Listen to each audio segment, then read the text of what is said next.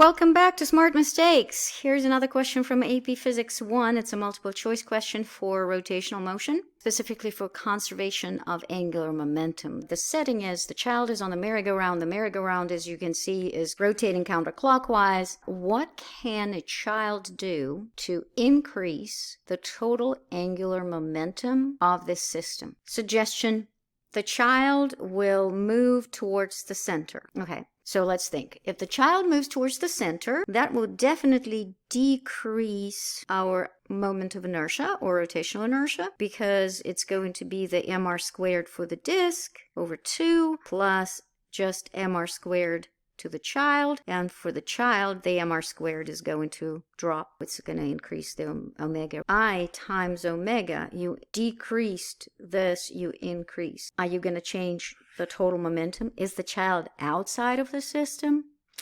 Nope. Cannot walk towards the center to change anything. Another suggestion: the child will move away from the center, out. Again, I is going to increase, omega is going to decrease. I times omega is still constant. The child is part of the system. It's not going to help. And then there is another tricky suggestion that students tend to like. What if the child starts moving along this dashed line in the opposing direction to the platform?